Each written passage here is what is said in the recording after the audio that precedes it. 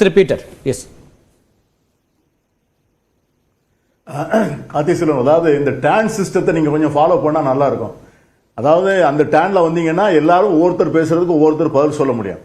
இப்போ நண்பர் ராம்கி எழுத்தாளர் என்கிற பெயர்ல அவர் ஒரு நடுநிலையான கருத்துக்களை சொல்வார் என்று சொன்னால் நான் அவரை அதுக்கு மேல அவரை போய் பதில் சொல்ல வேண்டிய அவசியம் இருக்காது. ஆனா அவர் இன்று காங்கிரஸ் கட்சியை தனிமைப்படுத்தி பலவீனப்படுத்துவதை மாதிரியும் அண்ணா திராவிட முன்னேற்ற கழகத்தில் எடப்பாடி பழனிசாமியினுடைய நிலைப்பாட்டை சரி என்று சொல்வதுதான் இந்த வாதத்தினுடைய முக்கியமான நோக்கம் என்பதை பற்றியும் பேசுகிறார்.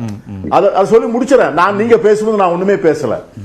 இது இன்னைக்கு திராவிட முன்னேற்ற கழகம் என்ன கேட்கிறது சொன்னால், இன்னைக்கு அம்பேத்கர் ஒரு நேஷனல் ஐகான். அவர் இந்த தாழ்த்தப்பட்ட ஒடுக்கப்பட்ட பட்டியலின பழங்குடி மக்கள் மட்டுமல்ல, சமூக நீதியை கொண்டாடுகின்ற லிபரல் பாலிடிக்ஸ், அதாவது ஒரு சமத்துவமும் சமூக நீதியும் சகோதரத்துவமும் வேண்டும் என்று நினைக்கின்றவர்கள் கொண்டாடப்படுகின்ற ஒரு மகத்தான ஆளுமை. அந்த மகத்தான ஆளுமையை உள்துறை அமைச்சர் கொச்சைப்படுத்தி பாராளுமன்றத்தில் பேசுகின்ற போது இந்தியாவில் இருக்கின்ற அனைத்து கட்சிகளுடைய நிலைப்பாட்டுகளையும் என்னங்கிறத தெரிவதற்கு எல்லோரும் முயற்சிப்பது இயற்கைதான். இப்ப மாயாவதியின் அம்பேத்கரை பற்றி அமித்ஷா சொன்னதை கண்டிக்கின்ற அதே நேரத்தில் காங்கிரஸ் கட்சியை அவர் சாடுகிறார். அது அவருக்கு இருக்கிற உரிமை. அதே மாதிரி அண்ணா திராவிட முன்னேற்ற கழகத்தினுடைய தலைவர் எடப்பாடி பழனிசாமி இதை பற்றி என்ன நினைக்கிறார் என்று எதிர்க்கட்சி திராவிட முன்னேற்ற கழகம் கேட்பது மிக நியாயமான கேள்வி. அதுக்கு அவங்க தான் பதில் சொல்லணும். அதுக்கு நீங்க கேரளாவிலிருந்து குப்பையை கொண்டாடுவதை நீங்க மறைப்பதற்காக இன்னைக்கு அம்பேத்கர் இதை நீங்க எடுத்துக்கொள்ளுகிறீர்கள் என்று சொல்வது எந்த விதத்திலையும் நியாயமான ஒரு கோரிக்கை இல்லை. ரெண்டாவது, நீங்க பெண், இப்ப நம்ம தம்பி சூர்யா அவர்கள் சொன்னாங்க, ஒரு பெண்ணை இந்த மாதிரி பண்ணிட்டார் ராகுல் காந்தி. நான் அதை தம்பி கான்ஸ்டன்டைன் ரொம்ப தெளிவா சொன்னார். அது ஒரு ஆஃப்டர் தாட்னு சொன்னார். அதை விட்டுறேன். ஆனா பாராளுமன்றத்திற்குள்ளேயே திரிணாமுல் காங்கிரஸ் கட்சியினுடைய உறுப்பினர் அந்த மோத்துவா என்கிற பெண்ணை இதே நிஷ்காந்த் துபே, இன்னைக்கு யாரு எந்த நிஷ்காந்த் துபே இந்த நாகாலாந்து பெண்ணை பற்றி பேசுகிறாரோ அவர்தான் மிக தரக்குறைவான வார்த்தைகளிலே நாடாளுமன்றத்திற்கு உள்ளேயே விமர்சனம் செய்து அதை பிரதமர் கூட அதை ஒரு வார்த்தை கூட கேட்கவில்லை. நீங்க அவருக்கு எதை போல அவருடைய பிரிவிலேஜ் கமிட்டியில அவருக்கு என்ன நடந்தது என்பதையெல்லாம் அவரே பட்டியலிட்டு இருக்கிறார். அவரிடம் கேட்கப்பட்ட கேள்விகள், அவர் இரவுல யாரோட இருந்தார், எங்கே பேசினார், எப்படிப்பட்ட கேள்விகள் எல்லாம் ஒரு பிரிவிலேஜ் கமிட்டியினுடைய சேர்மனே கேட்டார் என்பதெல்லாம் இன்னைக்கு அதெல்லாம் ரெக்கார்ட் ஆயிருக்கு. ரெண்டாவது, நான் இன்னொன்னு என்ன சொல்றேன், இன்னைக்கு சபாநாயகர் மிக தெளிவான வழிகாட்டுதல் கொடுத்திருக்கிறார். அதாவது இனிமேல் அந்த வாசலில் நின்று யாரும் போராடக்கூடாது. அப்ப அந்த போராட்டத்தை அந்த உத்தரவை மீறி போராடியவர்கள் நிச்சயமாக பாராளுமன்றத்தினுடைய உரிமை குழுவுக்கு பதில் சொல்ல வேண்டியவர்கள். அந்த நடவடிக்கை எடுக்கப்படுமா அப்படிங்கிறது ஒரு கேள்வி.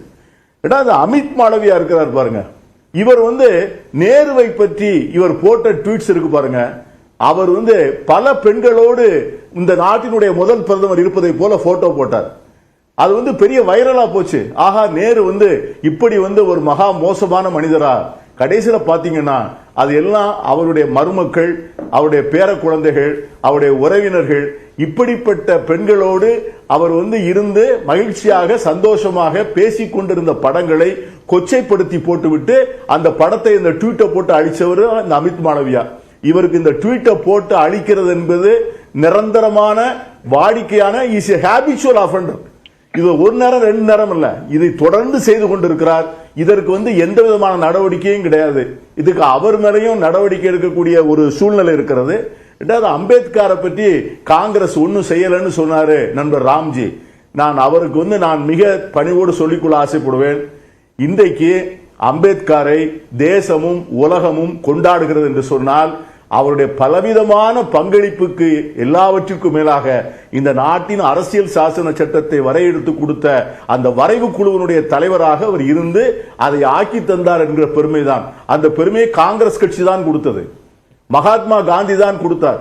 காங்கிரஸ் கட்சியினுடைய அத்தனை தலைவர்களும் மிகப்பெரிய வழக்கறிஞர்கள். ஜவஹர்லால் நேரு, ராஜாஜி, சக்கரவர்த்தி ராஜகோபாலாச்சாரியார், சர்தார் வல்லபாய் பட்டேல், பாபு ராஜேந்திர பிரசாத், இவர்கள் எல்லோரும் மிகப்பெரிய வழக்கறிஞராக இருந்தாலும் கூட இந்த பணியை அவரிடம் கொடுக்க வேண்டும் என்று காங்கிரஸ் கட்சி நினைத்தது. அவர் ஒரு கட்டத்தில் வந்து அவர் இருந்த அந்த கான்ஸ்டிடியூண்ட் அசம்பிளியில் இருந்த சீட்டு வந்து பார்ட்டிஷன்ல வந்து பங்களாதேஷுக்கு பாகிஸ்தானுக்கு போயிடுச்சு, மேற்கு வங்க மாநிலத்தில். அதற்கு பிறகு காங்கிரஸ் கட்சி தன்னுடைய உறுப்பினர் ஒருவரை ராஜினாமா செய்ய சொல்லி அந்த இடத்திலே வந்து பாபா சாஹேப் டாக்டர் அம்பேத்கர் அவர்களை கொண்டு வந்தது. கருத்து வேறுபாடுகள் இருக்கலாம், ஆனா மோடி 3 விஷயம் கொடுக்கல இல்ல. அதான் அவர் என்ன சொல்றாரு, ஒண்ணு நீங்க வந்து தோற்கடித்தார்கள், அம்பேத்கரை தோற்கடித்தது காங்கிரஸ் கட்சி, அவருக்கு 2 முறை தோற்கடிச்சாங்க, அப்புறம் போட்டியிடுவதற்கான வாய்ப்பை மறுத்தாங்க, பாரத ரத்னா விருது கொடுக்கல அப்படின்லாம் பிரதமர் மோடி வந்து அம்பேத்கருக்கு எதிராக காங்கிரஸ் இருந்ததுன்னு இந்த விமர்சனங்களை முன்வைக்கிறார். அதாவது நம்முடைய மோடி அவர்கள் வந்து இப்ப கார்த்திகை செல்வன் அவர் எப்படி பேசுறாருன்னா, பிரதமர் ஜவஹர்லால் நேருவுக்கு வந்திருக்க வேண்டிய அந்த இடம் வந்து வல்லபாய் பட்டேலுக்கு போயிருக்கணும், அவர் தான் முதல் பிரதமரா வந்திருக்கணும்னு சொல்லி. ஆனா 1951 எலெக்ஷன் நடக்கும்போது அவர் இல்ல, சர்தார் வல்லபாய் பட்டேலே இல்ல, அவர்தான் நேரு தான் இந்த தேர்தலை வந்து தலைவராக இருந்து எடுத்து அவரே சபாநாயகர் மாநிலங்கள் உறுப்பினர்களால் தேர்ந்தெடுக்கப்பட்டு அவர் வருகிறார். அன்று வந்து பட்டேலே சீன்லே கிடையாது. ஆனா அத பட்டேலுக்கு மறுக்கப்பட்டு இவர் பிரதமர் ஆனார்னு பாராளுமன்றத்திலே பேசினார். நீங்க தோற்கடிச்சிட்டார்னு சொல்றீங்கல்ல, அதுக்கு மட்டும் நான் ஒரு சொல்லிடுறேன். 1952 18 ஜனவரி 18 பாபா சாஹேப் டாக்டர் அம்பேத்கர் வந்து கமலக்கன் சித்ரே அப்படிங்கிறவருக்கு வந்து ஒரு கடிதம் எழுதுகிறார். அவர் கைப்பட எழுதின கடிதம். அந்த கடிதத்தில் என்ன சொல்றாருன்னா, doctor Ambedkar himself written that the plot to defeat him in the first Lok Sabha elections from Bombay North reserved seat was hatched by Dange and Savarkar, who was inflamed by the proposal for the partition of Kashmir. அதாவது 1952 அவர் கைப்பட என்ன எழுதுகிறார்னா, என்னை தேர்தலில் தோற்கடித்தது சவார்கர் தான். இதை வந்து இன்னைக்கு பிரதமர் வந்து உண்மைக்கு புறம்பா சொல்றாரு. இதை வந்து ராம்ஜி போன்றவர்கள் ஆதாரத்தோடு பேசினார். இந்த கடிதங்கள் எல்லாம் வந்து யார் சார்? டாங்கே யாருன்னு? டாங்கே வந்து ஒரு கம்யூனிஸ்ட் கட்சியினுடைய தலைவர், கம்யூனிஸ்ட் கட்சியினுடைய தலைவர். அவருக்கு வந்து காஷ்மீரை பிரிக்க சொன்னார் அம்பேத்கர், அவருக்கு கோபம். ஆனா சவார்கர் வந்து அம்பேத்கரை தோற்கடிக்க வேண்டும் என்று நினைக்கிறார். அந்த கடிதம் தான் 18 ஜனவரி 1952 எழுதப்பட்ட கடிதம்.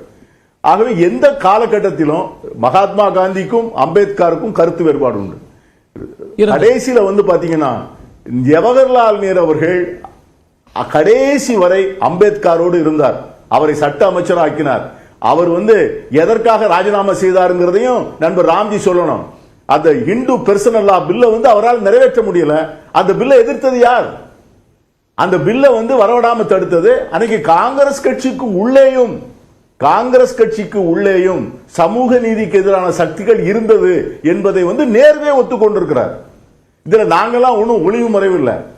ஆகவே அந்த சக்திகளுக்கு மீறி அந்த திட்டத்தை அந்த சட்டத்தை வந்து அமல்படுத்த முடியல. நேரு வந்து அதற்காக சிம்பதைஸ்ட் வித் அம்பேத்கர்.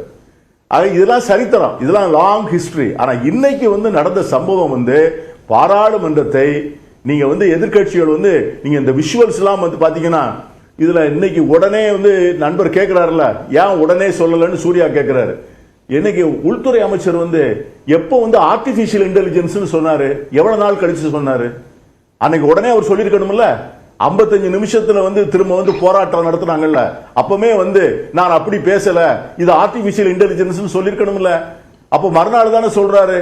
அப்ப ஆர்டிபிஷியல் இன்டெலிஜென்ஸ்ல வந்து டாக்டர் பண்ணதுக்காக வேண்டி உள்துறை அமைச்சர் இப்ப நடவடிக்கை எடுத்திருக்கிறாரா?